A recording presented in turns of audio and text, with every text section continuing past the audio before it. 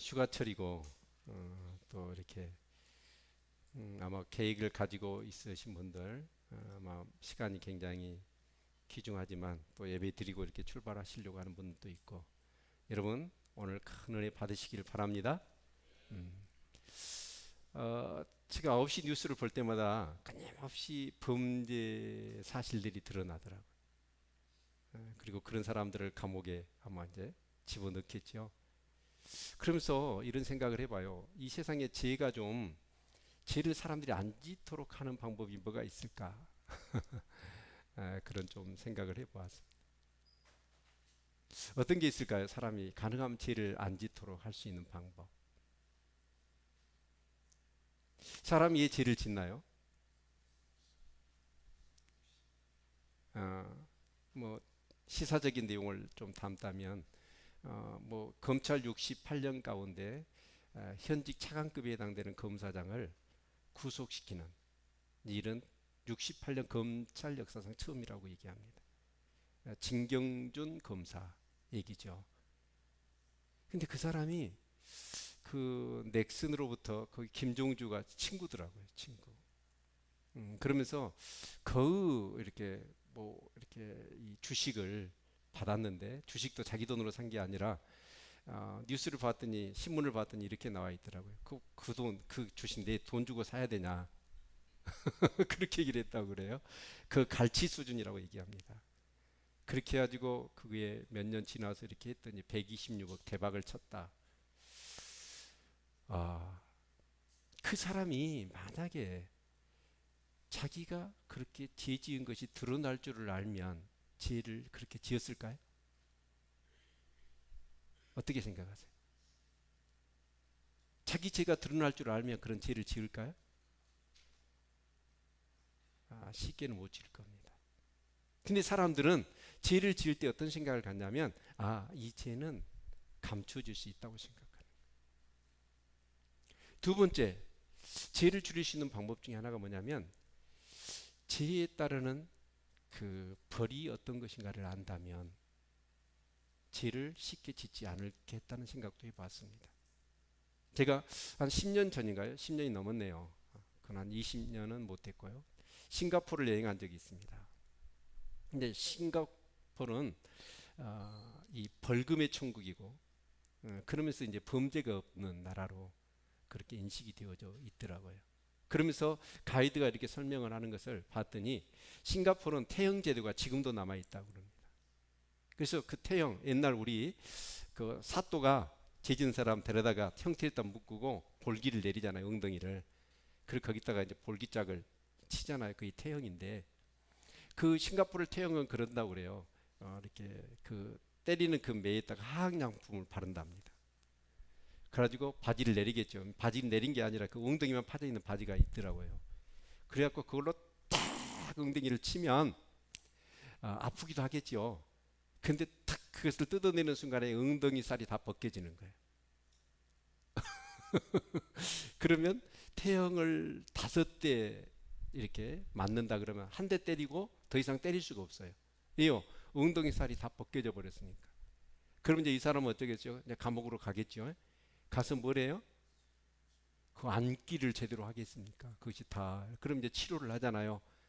그럼 얼마나 그 불편하고 힘들겠습니까? 그럼 이제 아직 4대 남았다 생각을 하면 지긋지긋하겠죠. 다음 맞을 것이. 그러니까 벌금을 엄청 때리는 거예요. 껌을 씹거나 담배꽁 휴지조각 버리면 그때 당시로 제가 알기로는 우리 뭐 범칙금 교통범칙금에 뭐 한 5만 원, 6만 원, 7만 원 내는 건 문제도 아니고 한 60만 원, 70만 원 때려버리는 거예요. 그러니까 그게 범칙금 하나 맞으면 가정 경제가 한 달 동안 어려웠고 태형을 때려버리면 그거 5대 맞으려고 하면 한 대 맞고 또 뭐 이게 다 나을 동안 그럴 때 거기다 또 한 대 때리면 그거 다 벗겨질 거 아닙니까? 이걸 생각하면 죄질 생각이 들어요, 안 들어요? 죄질 생각이 안 든다는 거예요. 그러니까 죄 지었을 때 그 벌이 어떤 것인가를 알면 사람이 죄를 많이 짓지 않겠다 이런 생각이 들었습니다. 이 얘기를 하냐면 다인 얘기입니다. 우린 사무엘상 사무엘아 묵상을 하면서 이 다윗 정말 흠모하고 보석과 같고 하는 행동 하나하나, 마음 씀씀 하나가 하나님 마음에 정말 어때요? 합한 사람. 원수 같은 자기를 죽이려고 하는 사람도 하나님의 사람이라고 그렇게 인정하고, 모든 매사를 하나님께 물어서, 하나님 말씀하셨으면 말씀대로 하고, 자기가 모르는 것 같으면 하나님께 다 물어서 갈까요 말까요 올라갈까요, 그렇게 정말 살았던 다윗. 근데 이 다윗이 문제가 생기기 시작한 게 11장. 그러니까 이제 아마 다윗이 그 안일한 가운데 문제가 생긴 것 같아요. 통일왕국을 이루었지요. 그러면서 또 백항목으로 궁정도 지었습니다. 그러면서 블레셋이고 그 주변의 나라들을 다 그 정복했습니다.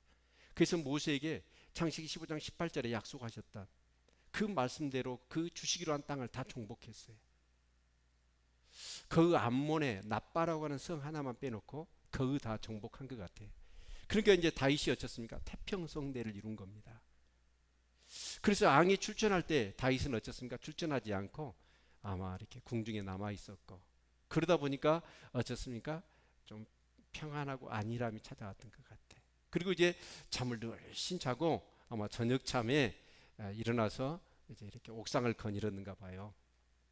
근데 옥상은 뭐 궁중이니까 옥상이 높겠지요. 근데 언뜻 눈에 띄는 게 저쪽 어떤 집에 창문을 열어놓고 어떤 여자가 목욕을 하고 있는 게 보였어. 이제 문제는 그게 발단이 된 거죠. 모든 어떻게 보면 우리의 범죄는 보는 것으로 시작됩니다. 자, 근데 여러분, 그 안일한 상황 가운데 잠도 늘씬 자고 저녁에 딱 일어났는데 여자가 문을 열어놓고 목욕을 하니까 얼마나 그 아름다웠겠어요. 그래서 신하를 시켜서 저 여자가 누군가 알아봐라 라고 이렇게 사람을 보냈단 말이에요. 근데 이 사람이 가서 알아봤더니 누구였냐면, 어떻게 보고를 하냐면, 우리 11장을 볼까요? 11장 3절을 보시면, 3절 같이 읽죠. 시작. 다윗이 보내어 그 여인을 알아보게 하였더니 고하되 그는 엘리압의 딸이요 햇사람 우리아의 아내 바세바가 아니니까 이라고 보고를 하는 거예요. 그러면 엘리압과 우리아는 누구냐? 자, 사무엘 상 23장을 보시면 거기에 37명의 다윗의 용사가 기록이 되어져 있습니다. 그래서 23장 34절 보면 엘리압, 그 다음에 우리아. 근데 이 37명의 다윗의 용장들은 누구냐면 다윗에게 생명을 바치기로 소원한 다윗의 충신들입니다. 그러니까 이 사람이 다윗의 심부름을 통해서 그 여자가 누군가를 알아봤거든요. 알아봤더니 엘리압의 딸이요 우리아의 아내라는 거예요. 이 말은 뭔 말이냐? 왕이요, 저 여인은 당신에게 생명을 바치고 난 충신 두 사람과 관계되어 있는 여자입니다. 당신이 건들면 된다 안 된다? 안 된다는 거예요. 그런데 다윗이 그 얘기를 해줬는데도 불구하고 다윗은 어떻게 합니까? 순간적으로 일어나는 욕구를 이겨내지 못해요. 그때 딱 안 되구나. 나한테 생명을 바친 이 두 장군들은 지금 어디가 있어요? 전쟁터에서 생명을 걸고 싸우고 있는데 내가 헛된 짓 하면 안 되지. 마음을 잡았으면 좋을 텐데. 이 다윗은 어떻게 합니까? 그것을 이겨내지 못해요. 그래서 그 여자를 데려오도록 하고 결국은 범하고 맙니다. 그런데 다윗은 어떻습니까? 그 여자를 범하고는 그냥 집으로 돌려보내버려요. 그 말은 뭔 말이냐면 한 번 일어났던 남자의 그런 종욕, 욕구를 채우고 말았다, 그런 뜻입니다. 데리고 살려고 하는 의지는 없었던 것 같아. 자, 그런데 좀 있다가 뭐 한 달 좀 지났겠지요. 소식이 들려와요. 그 여자가 아이를 가져버렸다는 거. 다윗은 아마 덜컥 걱정이 앞섰겠죠. 왜냐하면 지금 그 남편 우리아는 전쟁터에 나가 있는데 여자 혼자 남아서 아이를 가져버렸다는 거. 점점 배는 불러올 텐데 큰일 났다는 생각을 갖습니다. 그래서 다윗은 자기의 죄를 감추기 위해서 어떤 트릭을 써내냐면 요압에게 편지를 보냅니다. 기별을 보내서 빨리 우리아를 특별 휴가를 줘라. 그래서 그 바시바의 남편 우리아를 특별 휴가를 주게 합니다. 그러면서 다윗이 전쟁이 지금 요압 장군은 잘 있고 전쟁의 판세가 어떠냐라고 요식적인 인사말은 해요. 그런데 본론은 뭐냐? 빨리 이 우리아를 집에 가서 바세바하고 잠을 자게 하는 거예요. 그래야만이 그 우리아하고 바세바가 잠을 자고 나서 아이를 가졌다. 자기 죄를 감추고 싶었던 거죠. 근데 이 우리아가요, 특별 휴가를 줘가지고 발을 씻고 빨리 네 아내하고 집에 가서 자라라고 했는데 우리아가 자유 안 자요? 안 자는 거예요. 왜냐하면 그 당시 언약궤를 앞세워 싸우고 있거든요. 하나님도 야영하고 있고 그 자기의 상관들도 장군들도 병사들도 다 적지에서 야영하며 적과 싸우고 있는데 내가 어떻게 휴가를 맞았다고 해서 내 집에 들어가서 아내하고 잠을 자겠느냐? 잘 수 없다라고 하면서 궁중에서 수비를 하는 그 군사들과 같이 있는 거예요. 다윗은 빨리 가서 이놈이 좀 잠을 잤으면 좋겠는데 안 자는 거예요. 그래서 이튿날 다른 방법을 써냅니다. 생각해냈죠. 우리아를 불러가지고 진수상찬을 차려놓고 술이 떡이 되도록 먹이는 거예요. 남자가 술을 먹으면 이성이 마비되고 본능적으로 행동하거든요. 그러면 집에 가서 아내하고 자겠지, 이런 생각을 했어요. 그래서 술이 떡이 되도록 이제 우리아를 먹였단 말이에요. 근데 우리아가 멘탈이 제 강입니다. 멘탈이 제 강해가지고 다윗의 의도대로 가서 잠을 자는 게 아니라 술이 곤드레 만드레 떡이 되고 취해 있으면서도 어때요? 충성심, 의리, 자지를 않아요. 다윗이 어떻게 해볼 방법이 없는 거예요. 정말 그런 충신을 받다고 한다면 다윗은 어떤 마음을 가져야 될까요? 내가 정말 생각을 잘못하고 있구나, 그런 생각을 가져야 될 텐데 그런 사람은 어때요? 이제 죽이는 수밖에 없어. 다윗이 마음을 바꾸지 않는 한. 그래서 우리아 편에 편지를 써요. 근데 이 정말 성령 충만하고 어떻게 하는지 이 나라가 다 하나님의 나라가 되고 하나님이 다스린 나라가 돼야 된다라고 그 꿈을 가지고 있고 그렇게 살았던 다윗의 머리에서 그런 시나리오가 나올 줄은 상상할 수 없는 시나리오를 그 편지에다 써가지고 우리아 손에 들려서 요압에게 보내. 우리아는 그것도 모릅니다. 자기가 지금 가지고 있는 이 편지가 어떤 내용인지도 모르고 자기를 죽이려고 하는 의도가 담겨져 있는 그런 내용인지도 모르고 그 편지를 요압에게 건네주지요. 지금 암몬의 그 대부분의 도시는 다 정복을 하고 라빠라고 하는 이 수도 거기만 남아 있어요. 근데 이 라빠라는 성이 굉장히 요시입니다. 그래서 절벽으로 깎아들인다는 그 부분은 웬만한 그냥 연약한 병사들로 보초를 서면 수비가 가능한 곳인데 이제 어차피 출입을 해야 되는 그런 아주 전략적인 요충지, 거기는 어때요? 그 암몬의 최고의 어떤 그런 특공대들, 그런 사람들을 딱 지키는 곳이거든요. 근데 그곳으로 돌진압포를 하는 거예요. 근데 우리아한테 거기에 선봉에 서도록 얘기를 합니다. 그런데 그 전에 어떤 얘기가 있었냐면, 어떤 일이 있었냐면 아비멜렉이라고 하는 사람이 그 전쟁을 하다가 그 성에서 여자들이 돌로 이렇게 던진 것이 맞아 죽어요. 너무 성에 가까이 간 거예요. 그래서 이 전략은 잘못된 거예요. 자, 그런데 똑같은 전략을 쓰는 거예요. 그래서 가까이 특공대가 가장 강한 군대가 지키는 곳으로 선봉에 서게 합니다. 그러면서 요압을 암몬 사람의 그냥 손에 죽게 만들어요. 누가요? 다윗이. 그래서 이 다윗은 결국 이제 요압과 자기만 알지요. 아무도 모릅니다. 우리아를 죽이는 일들. 자, 그리고 나서 이제 우리아가 죽으니까 그 기별이 오지 않아요? 그러니까 이제 바세바 장사를 지낼 거 아닙니까? 장사가 딱 끝났어. 끝나니까 어쩌냐? 이 다윗은 그 바세바, 우리아의 아내 바세바를 자기가 거둬들여요. 여러분, 자기 충신이었어.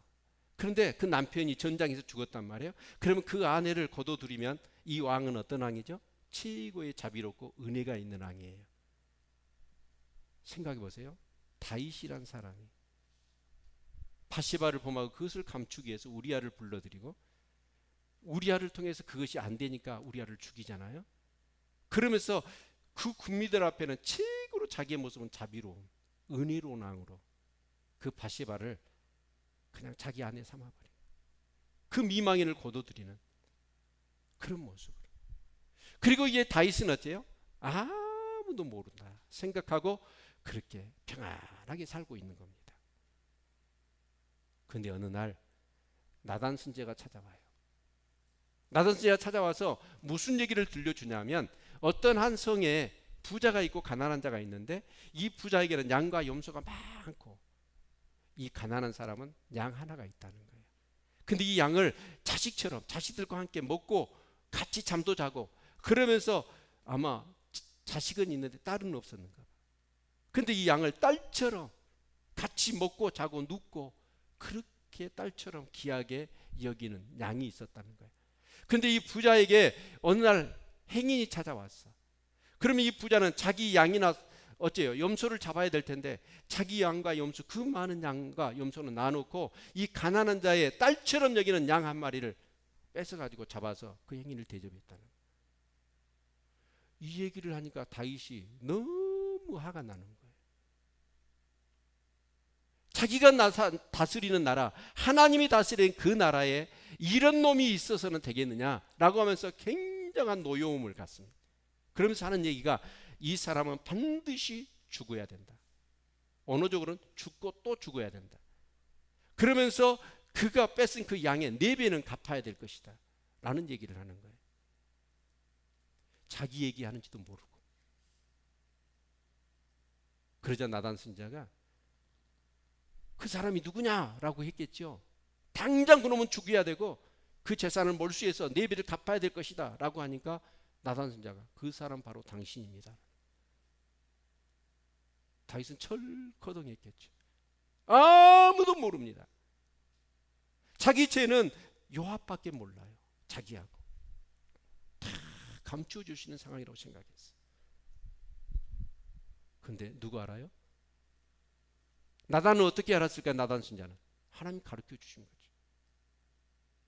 여러분, 우리가 아무리 은밀하게 지은 죄라도 그 죄는 하나님이 다 알고 계십니다.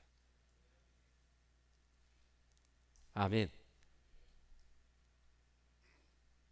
세상에 많은 사람이 죄를 지어요. 죄를 지은데 어떤 생각을 갖냐면 그 죄는 감추어질 것이라고, 영원히 감추어질 거라는 생각을 갖는 거예요. 그러니까 죄를 짓는 거예요. 그런데 그 죄는 반드시 들추어지게 돼 있습니다. 사람 모른다 할지라도 하나님은 아십니다. 아멘. 두 번째로, 그러면 그 죄는 어떻게 되느냐 하는 거예요. 근데 죄를 지으면 죄는 용서함을 받아요. 우리가 예수를 믿기 때문에. 그러나 그 죄에 대한 징계, 벌, 책임은 내가 져야 한다는 사실입니다. 아멘. 그래서 나단 선지자가 바로 당신이다 라고 하면서 나단 선지자가 뭐라고 했냐면 네가 목동이 아니었느냐, 그러나 이스라엘의 주권자로 삼았고 이 날을 너한테 맡겼고 네 집을 견고하게 했고 내가 얼마나 큰 은혜를 너에게 베풀었느냐, 그것도 부족하였다면 내가 구했다고 할 때 이것도 저것도 다 너한테 줬을 것이다, 그 얘기를 하는 거예요. 그러면서 네가 여호와의 말씀을 업신여기고 네 본능대로, 네 욕구대로, 네 마음대로 살았고 나를 업신여겨 네가 그렇게 했기 때문에, 그러면서 이제 그 죄에 따르는 그런 징계를 나단 선지자가 얘기하는 거예요. 그게 10절에 나와 있죠. 10절 같이 한번 읽어볼까요? 10절이 아니라 몇 절이죠? 10절? 네, 10절 같이 읽습니다. 시작.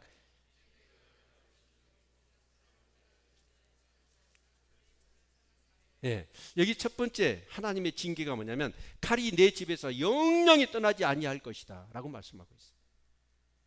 칼이 영영 내 집에서 떠나지 않을 것이다. 두 번째가 뭐냐? 두 번째가 11절, 여호와께서 또 이처럼 이르시기를 내가 내 집에 재앙을 일으키고 내가 내 처들을 가져 내 눈앞에서 다른 사람에게 주리니 그 사람이 내 처들로 더불어 백주에 동침하리라. 너는 은밀히 행하였으나 나는 이스라엘 무리 앞 백주에 이 일을 행하리라 하셨나이다. 나단 선지자가 그 얘기를 하는 거예요. 그러니까 다윗이 그 얘기를 듣고, 참 다윗이 훌륭한 점은 이거예요. 그 얘기를 하니까 다윗이었죠. 왕이잖아요. 그리고 나단은 비록 선지자지만 자기 부하 아닙니까? 그냥 어떻게 알았어? 그러고 하나님이 가르쳐줬다 그러면 나단 죽여버리면 돼요. 죽일 수 있는 거예요. 근데 그렇게 얘기를 하니까 나단이 내가 범죄하였나이다 라고 자기 사실을 인정합니다. 그래서 이 보면 우리가 성경을 찾아볼까요? 레위기 24장 17절을 한번 보겠습니다. 레위기 24장 17절.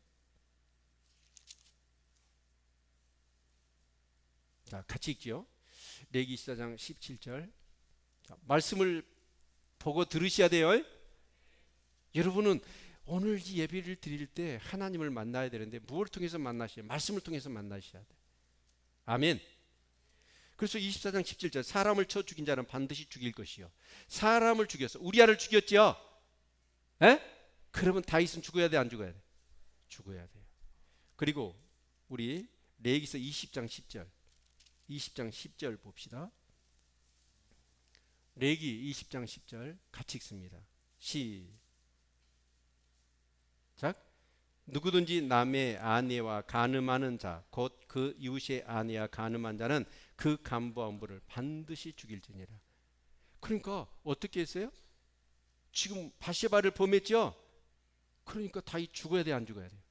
그러니까 다윗은 바세바 범했죠. 또 어째요? 사람 죽였죠. 우리아를 죽였죠. 그러니까 죽고 또 죽어야 돼. 그렇죠? 아멘. 그런데 다윗이 나단 선지자가 얘기를 하니까 뭐라고? 내가 범죄하였습니다. 그리고 시편 32편, 시편 51편을 읽어보면 다윗은 그 나단의 그 책망을 듣고 정말 처절하게 침상이 그냥 전부 다 물에 젖을 정도로 회개합니다. 그렇죠? 그래서 결국 나단 선지자는 뭐라고 얘기하냐면 13절 같이 한번 다시 한번 읽죠. 시작. 다윗이 나단에게 이르되 내가 여호와께 죄를 범하였노라 하매 나단이 다윗에게 대답하되 여호와께서도 당신의 죄를 사하셨나이다. 당신이 죽지 아니하려니와. 그 자기가 죄를 인정하니까 그 죄가 어떻게 해요? 용서함을 받는 거예요. 그렇죠? 그래서 당신은 죽지 않을 것이다.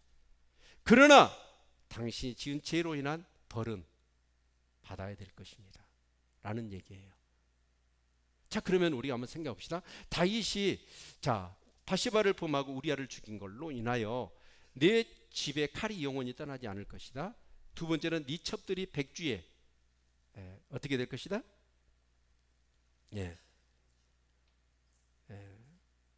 겁탈을 당할 것이다. 이런 얘기잖아요. 자, 그러면 이 말이 그대로 그냥 허풍이냐? 아니에요. 다시 삶을 놓고 보면 그대로 이루어집니다. 자, 한번 성경을 다 볼 수는 없지만 우리가 알고 있는 부분으로 한번 추론을 해봅시다. 자, 다윗에게서는 여러 자식들이 있었습니다.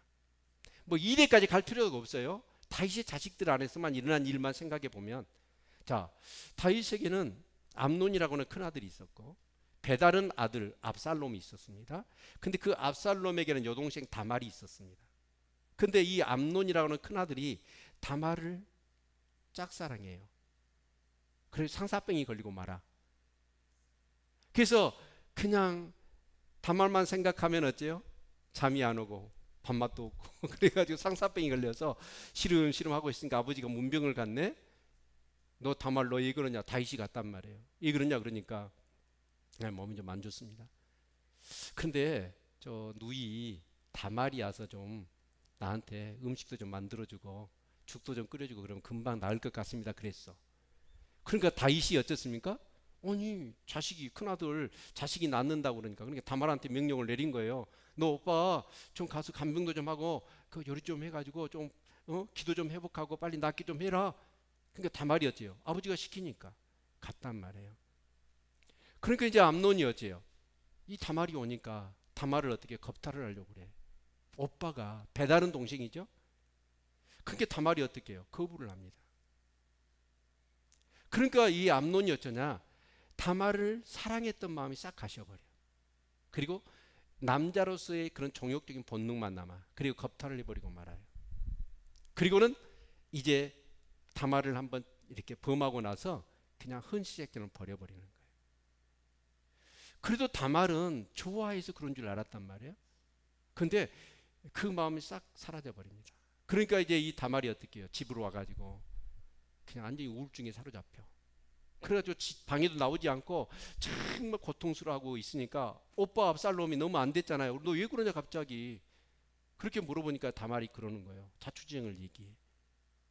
세상에 오빠가 동식을 범했어? 그 배달은 오빠죠. 근데 다말은 뭐예요? 압살롬한테는 자기 바로 동생이란 말이에요. 그러니까 이 압살롬이 어떤 마음을 갖냐면 이 암논에 대한 정말 이 복수심을 갖는 거예요. 그런데 아버지 다윗이 어때요? 이 암논을 그런 사실들을 얘기할 때 암논을 불러다가 따끔하게 혼을 내고 벌을 좀 줬으면 되는데 아니 아버지 다윗이 어떤 이 암논에 대해 책망도 안 하는 거예요. 그러자 압살롬이 어째 속으로 꽝해요. 그리고 복수를 하려고. 그래서 결국은 이 압살롬이 암논을 죽이게 됩니다.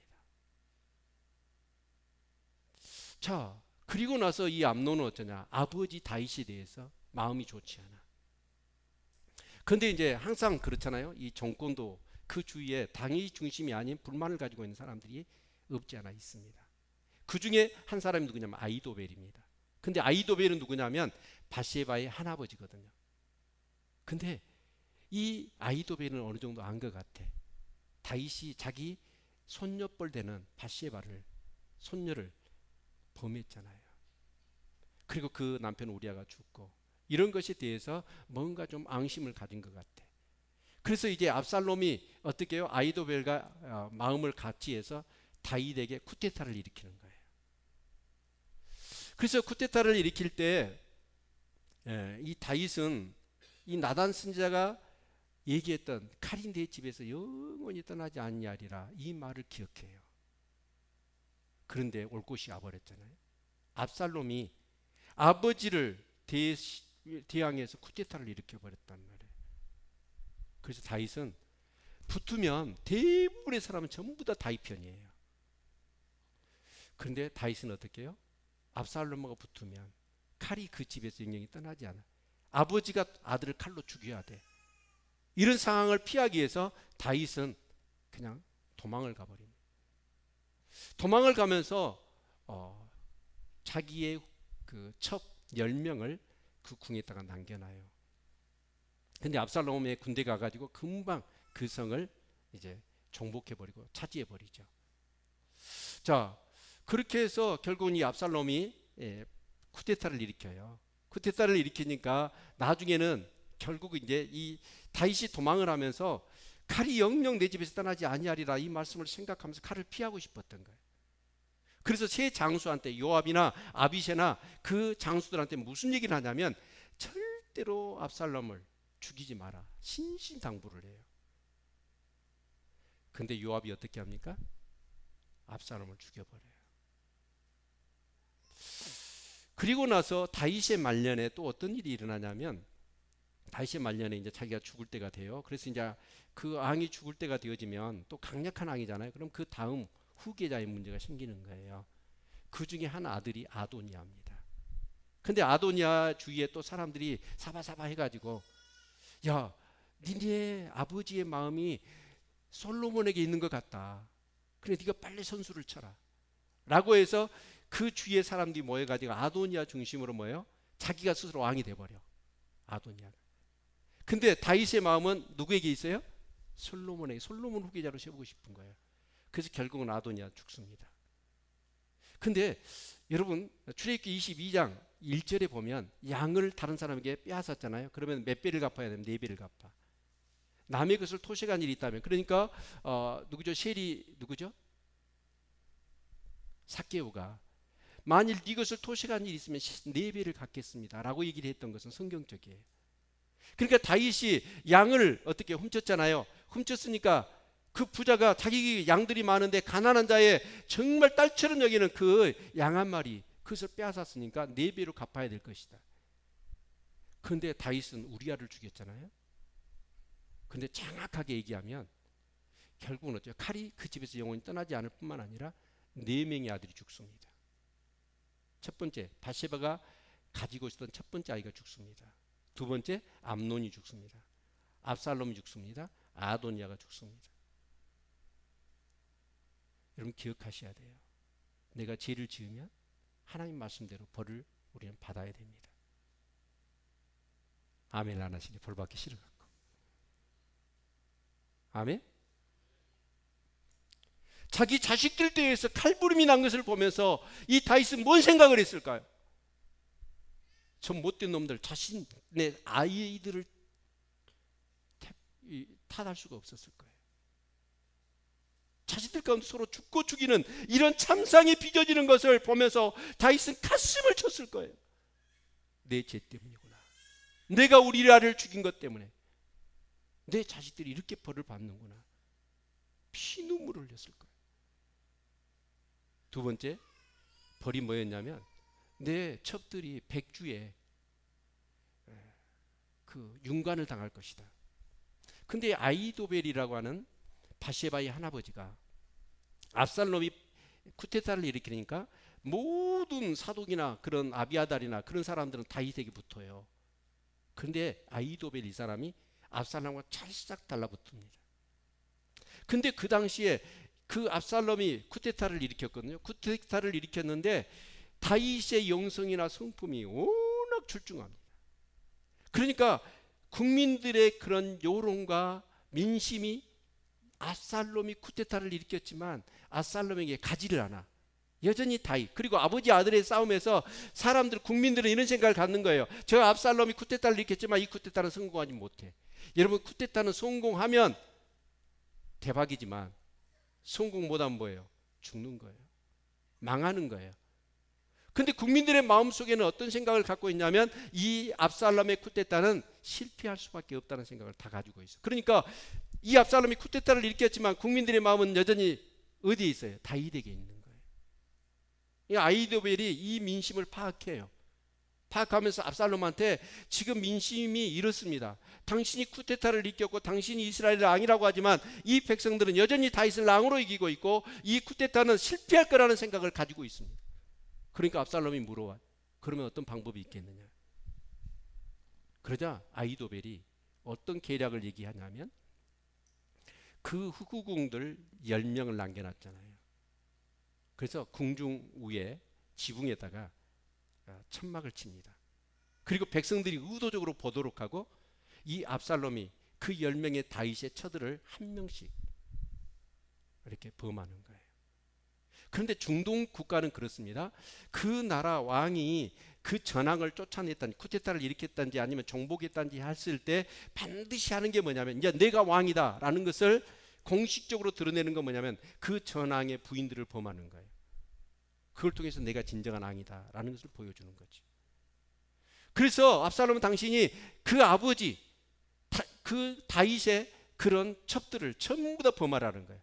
그리고 당신의 의지를 이 국민들 앞에 보이십시오. 이 강한 모습을 보이십시오. 당신이 진정한 왕이라는 것을 보이십시오 라고 하니까 압살롬이 그대로 해버린 거예요.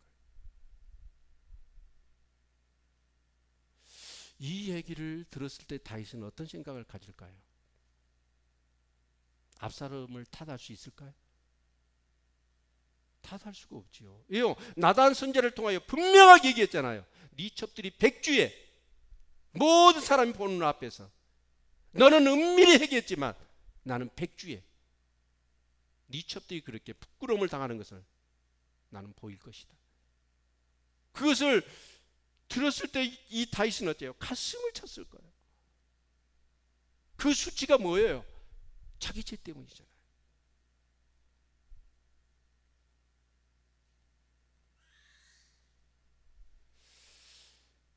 여러분, 우리는 일반적인 범죄 안에서 우리가 농사를 지을 때도 그렇습니다. 심는 대로 거두죠. 아멘. 심는 대로 거두거든요. 영적인 원리도 똑같습니다. 다윗이 심었어요. 바세바를 범했어요. 그리고 우리아를 죽였어요. 이런 그걸로 인하여 다윗은 거두는 것입니다. 아마 그것을 뼈저리게 평생을 느꼈던 거예요. 그런데 다윗에게는 그것보다 더 큰 고통이 있었을 거예요. 그걸 시편 32편과 시편 51편을 읽어보면 우리는 그걸 알 수 있습니다. 자, 우리 시편 32편 잠깐 보십시다.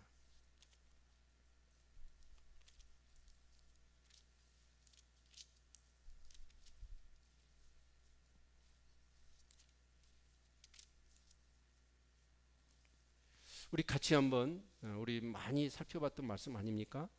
거기 1절부터 보면 32편 허물의 사함을 얻고 그 죄의 가림을 받는 자는 복이 있도다.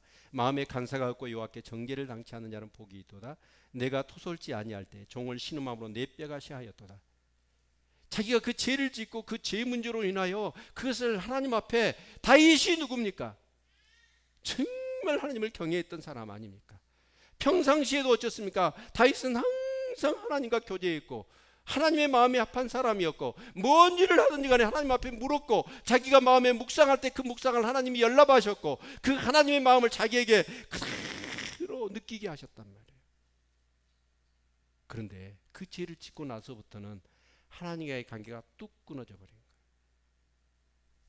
그러면서 그 죄로 인한 그런 고통이 자기를 짓누르는데 뼈가 시하는 것 같았노라 라고 얘기를 합니다. 그러면서 4절에 주의 손이 주야로 나를 누르시오니 내 지내게 하여 여름 가물에 마른같이 되었나이다. 자기 심령의 바닥이 그 심령이 은혜로 채워졌었는데 그 은혜는 바짝 말라버리고 여름 가물에 그 메마른 땅이 쫙쫙 갈라지듯이 자기 심령이 그렇게 갈라졌노라 라고 얘기하는 거예요. 시편 51편 볼까요?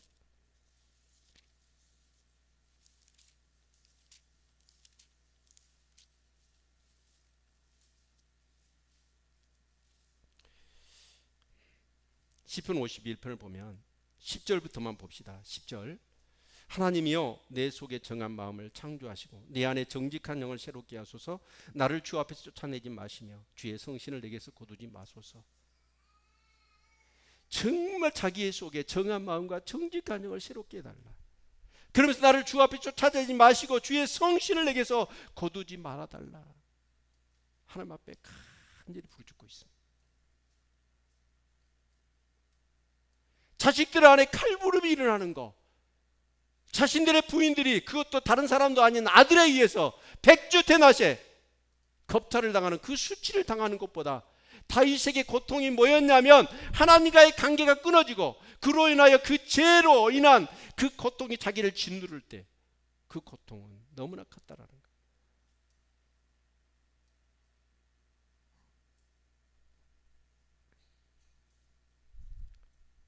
다윗은요 그 가정을 겪고 나면서 그 아픔 속에서 하나님 앞에 그렇게 간절히 기도했던 것 같고 그러면서 그 마음 가운데 아마 변치 않는 어떤 그런 하나님에 대한 그런 믿음이 확 심어진 것 같아요.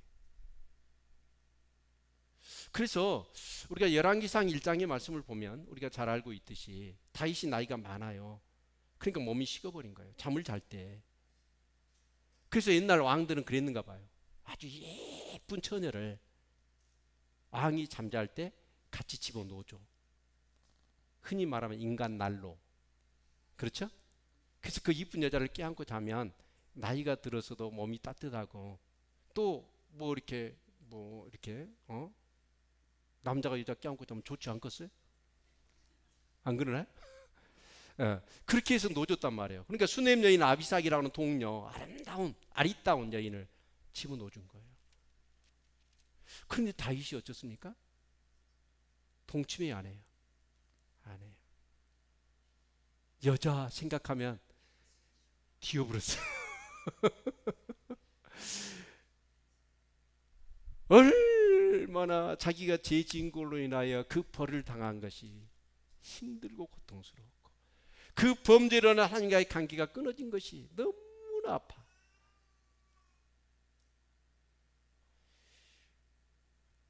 그런데요 더 심각한 말씀이 있더라고요. 여기 보면 내가 범죄하였나이다 그러니까 당신은 죽지 아니하리느냐 용서를 하셨다는 거예요. 그러나 그 벌은 네가 받아야 된다. 그런데 더 중요한 게 14절 같이 한번 읽어볼까요? 14절 같이 읽습니다. 시작. 이 일로 인하여 여호와의 원수로 크게 해방할 거리를 얻게 하셨으니 당신의 난 아이가 정녕 죽으리이다. 근데 여러분 이 일로 인하여 여호와의 원수로 크게, 여호와의 원수는 누굴까요? 사단이죠. 여호와의 원수로 크게 해방할 거리를 얻게 하였다. 다윗이 바세바를 범하고 우리아를 죽인 것으로 인하여 그 여호와의 원수가 해방할 거리를 얻게 했다. 우리가 영적인 것으로 이건 우리 인카운터를 수없이 했잖아요. 자, 우리가 좀 이해하기는 난해한 그런 내용이지만 구약 시대는요. 구약 시대는 사단이 하나님이 천상회의를 할 때 사단도 거기에 배석합니다. 어쨌다고요? 천상회의에 사단도 거기에 불려와서 있는 거예요. 네? 수긍을 안 하신. 그러면 성경을 찾아보셔야 돼요. 자, 우리 요한계시록 12장을 봅시다. 요한계시록 12장. 휴가철이라 설교를 짧게 하려고 그랬더니 아멘 했으면 넘어갔을 텐데 아멘을 안 해서 이 12장 1절 볼까요? 1절부터 보시면 하늘에 큰 이적이 보이니 해를 입은 한 여자가 있는데 그 발 아래는 달이 있고 그 머리엔 12 별의 면류관을 썼더라. 이 여자가 아이를 비어 해산하게 되매 아파서 애써 부르짖더라.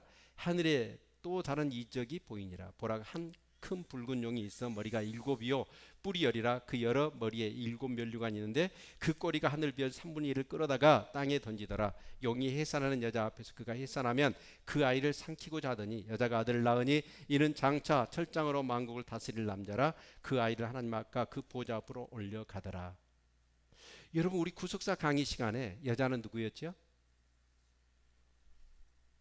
그리고 여기서 이 여자 해산하는 아이를 가진 여자가 아이를 낳으려고 그래. 그럼 그 아이는 누구예요? 여자의 후손이죠. 바로 예수 그리스도를 얘기해요. 근데 그 큰 붉은 용이 뭐 합니까? 그 해산한 여자가 아이 낳기를 기다려요. 그 아이를 어떻게 하려고? 삼켜버리려고. 왜 그렇죠? 창세기 3장 15절에 내가 너로 여자 원수가 되고 또 여자의 원수는 나 원수가 되게 한다. 그러면서 여자의 원수는 네 머리를 상하게 할 것이요 너는 그의 발꿈치를 상하게 할 것이다. 그래서 머리를 상한다. 골로새 2장 15절에 정사와 권세를 완전히 예수 그리스도께서 무장해버린 거예요. 누가 오면? 여자의 후손이 오면.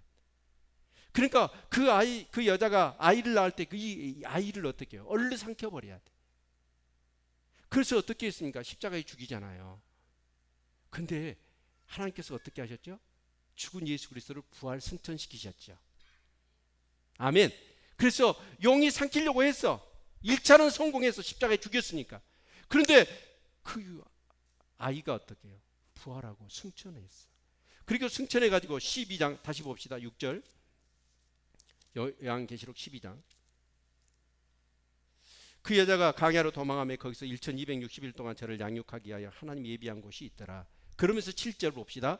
하늘에 전쟁이 있으니 미가엘과 그의 사자들이 용으로 더불어 싸울세 용과 그의 사자들도 싸우나 이기지 못하여 다시 하늘에서 저희의 있을 곳을 얻지 못한지라. 큰 용이 내어 쫓기니 곧 예뱀 곧 마귀라고도 하고 사단이라고도 하는 온 천하를 깨는 자라. 땅으로 내어 쫓기니 그의 사자들 저와 함께 내어 쫓기니라.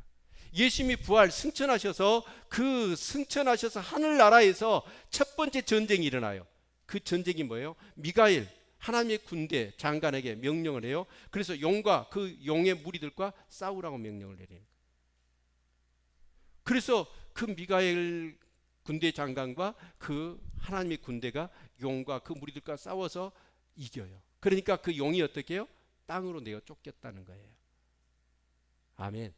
그러니까 이 사건은 예수님이 부활 승천하신 이후에 일어난 사건이죠. 그러면 그 전에는 어째요? 이 용과 그 용의 무리, 그 사단과 그 무리들이 어디에 있었다? 하늘에 있었다. 이것은 이 사단 마귀가 타락해서 그 사건이 아니고 예수님이 부활 승천한 이후에 일어난 사건이란 말이에요. 그러면 그 전에 구약에서는 어떤 일이 있었느냐? 이 사단도 하나님의 주권 안에 있어. 아멘? 그래서 이 천상에 의해 이 사단들도 참여를 했어. 그 증거가 뭐냐? 욥기서를 보면 욥기 1장 1절. 자, 그 사단에게 하나님이 물어요. 천상에 참석해 있어. 그래서 하나님께서 너 어디 갔다 쏘다니고 왔느냐? 그러니까 세상을 두루 다녔다는 거예요. 그러니까 하나님이 내 종 욥을 주의하여 보았느냐? 봤다라는 거예요. 진짜 신앙 좋지? 그런 거예요. 그러니까 사단이 뭐라고 얘기해요? 에이 하나님 그렇게 많은 축복을 하니까 하나님 잘 섬기는 거 다 뺏어보세요. 그럼 분명히 욥도 하나님 욕할걸요? 그래서 하나님이 하라 그래. 좋아, 그러면 네가 한번 다 뺏어봐라. 그래서 한순간에 그 모든 재산과 또 어째요? 자식들까지 다 죽잖아요. 그래서 하나님이 물어봐요. 어쩌든 다 욕하든? 그러니까 아니요, 거봐라. 그래요. 그러니까 사단이 또 뭐라고 그러냐면 에이 욥도 이기적이라 야, 자식들 그런 거 상관없고 그 몸을 쳐보십시오. 그럼 분명히 욥이 하나님을 저주할 겁니다. 그래요, 한번 해봐라. 그래서 사단이 가가지고 어떻게 하죠? 욥에게 뭐 하죠? 병을 주잖아요. 그런데 욥이 어쩌습니까? 하나님 저주해요? 아니에요. 그때 보면 하나님과 사단이 어떻게 해요? 그 천상에 의해서 얘기를 나누는 거예요. 아멘? 사단은 뭐냐? 법정에 가면 검사가 있잖아요. 변호사가 있고, 변호사는 누구예요? 성령님이셔요. 검사는 누구예요? 사단이에요. 사단이 뭐라고 그러냐면 저 사람 이런 죄 지었습니다. 증거가 이것입니다. 그러면서 저 사람은 감옥에서 몇 년 썩어야 되고 이런 죄를 지어서 저 사람은 죽여야 됩니다. 이렇게 고소를 한단 말이에요. 그러니까 욥을 어떻게 해요? 사단은 계속 고소하는 거예요. 그 증거를 하나만 더 봅시다. 우리 열왕기상 22장.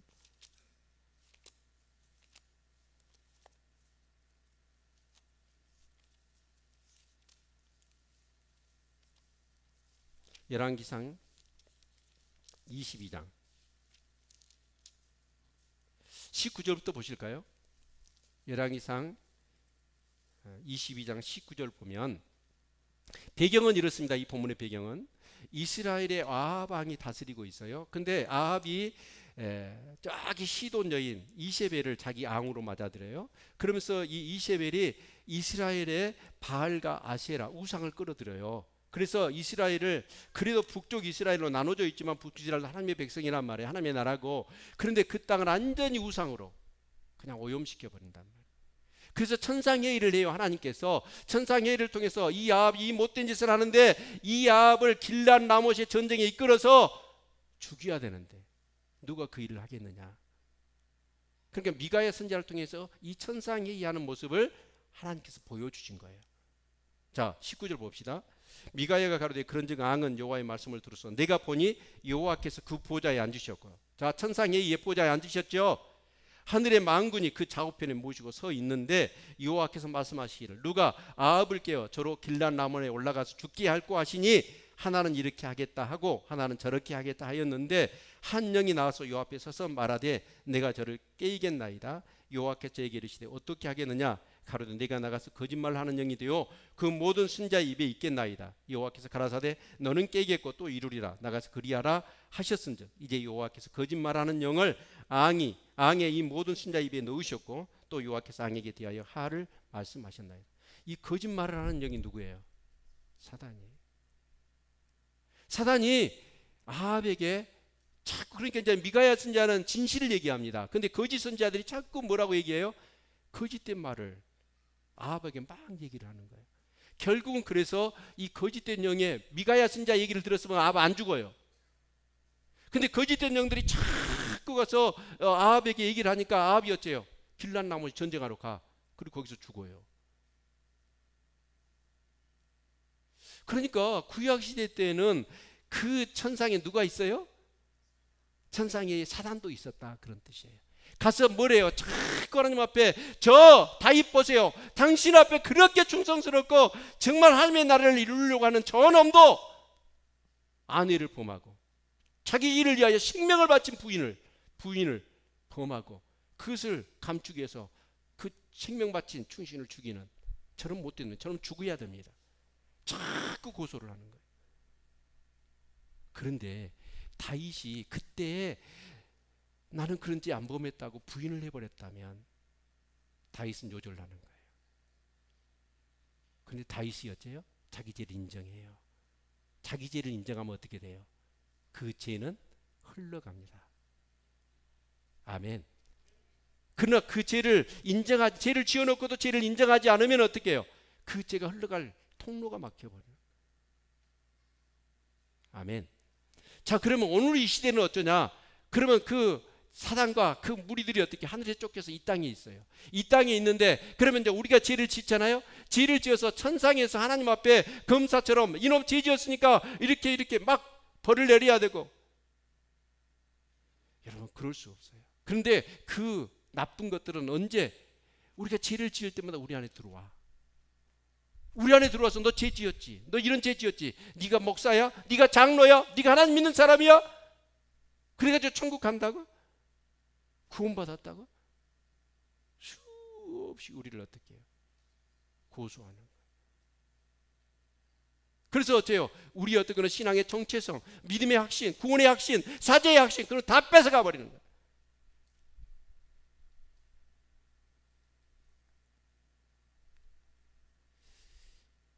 여러분, 정말 우리가 죄를 지으면 그 죄는 반드시 드러나게 되어 있습니다. 아멘. 아무도 모르는 것 같지만 하나님 알고 계십니다. 그리고 그 죄를 지으면 반드시 벌을 받게 되어 있습니다. 아멘. 사단은 그것을 근거로, 그래서 마귀로 틈을 타지 못하게 하라고 그랬잖아요. 그래서 사단이 계속 틈을 타고 우리들 안에 들어와서 그 죄로 인하여 더 정말 악한 그런 삶으로 우리를 만들어버려요. 그래서 저와 여러분은 어떤 삶을 살아야 되냐면 죄와 싸워야 돼. 그래서 히브리서 12장 4절 같이 한번 봅시다.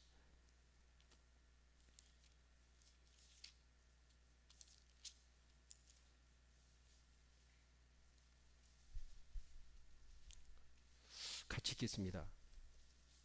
시작. 너희가 죄와 싸우되 아직 피 흘리기까지는 태양치 아니하고.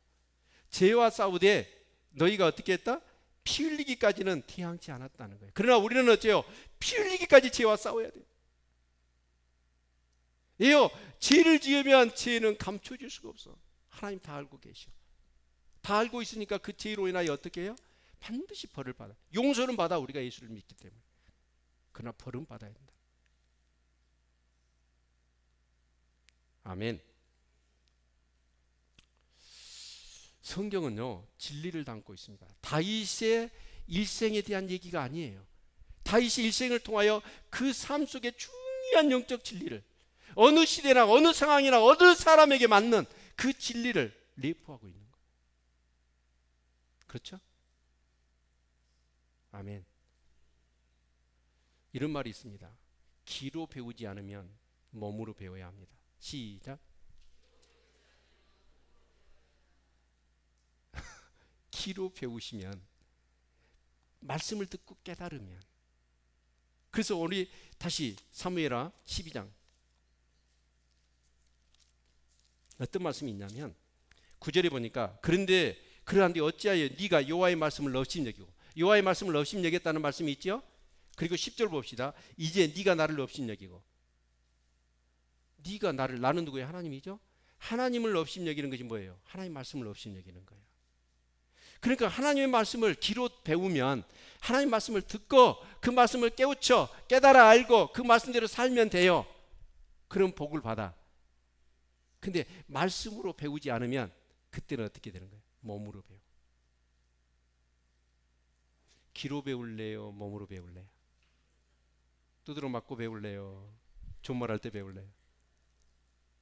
존말할 때 배워요.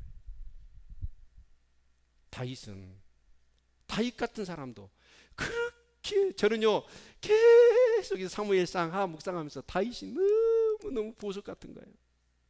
나도 다윗과 같이 저렇게 살아야지. 그러다가 11장만 하게 딱 깨져. 다윗과 같은 사람도 한순간의 방심, 틈을 주었던 것이 이렇게 사단이 일어난 거예요. 그렇다면 저와 여러분은 어떻게 해야 될까요? 말씀을 들고 항상 깨어있지 않으면 어느 순간에 우리는 휘둘릴 수가 있다는 사실을 기억해야 합니다. 아멘. 오늘 기도합시다.